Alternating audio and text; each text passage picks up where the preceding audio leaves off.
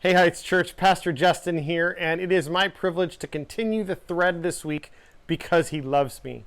And my thought is, because he loves me, I actually get to love my enemies. Now, I want to define enemies for you. First of all, they're not people. They are the spiritual forces of darkness that are in this world, and Satan. That is the enemy. That's the true enemy.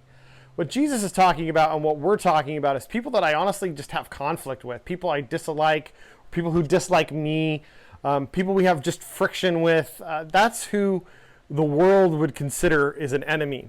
And I want to read you Jesus' words out of Matthew chapter 5, and they're verses 43 to 46, and then I want to share a story with you. You've heard the law say, love your neighbor and hate your enemy. But I say to you, love your enemies. Pray for those who persecute you. In that way, you will be acting as true children of your Father in heaven. For he gives his sunlight to both the evil and the good, and he sends his rain on the just and the unjust. See, the truth is that God loves us no matter who we are and gives us goodness, even though we may not know him. I think of a neighbor that I once had, and in fact, I even looked towards his house. He passed away recently, not from corona. He passed away, and this guy had determined. He found out I was a pastor first of all when I first moved in, and he decided that he was going to say things to intentionally try to get my goat. He wanted a reaction. I think he was looking for a fight. But one of the things that I had determined in my prayer time, in my chair time with Jesus, was that I was going to love him. I was going to reach out to him. I was going to not react when he said really surprising things. And I'll be honest, the guy said some really surprising stuff that could be considered offensive. But I made the choice and the determination, I'm not going to react. In fact, I'm going to love for you and care for you, and I'm going to do good to you. When our fence needed to be rebuilt and I knew he was struggling financially, we just paid for it because the work needed to be done.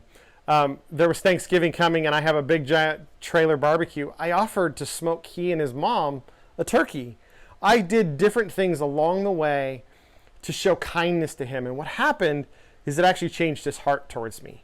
God used this act of kindness in my life towards him to kind of reshape how he and I interacted with one another. In fact, I had neighbors warning me about him. Oh, you and he are not going to get along. He's a bad guy. He fights with everybody.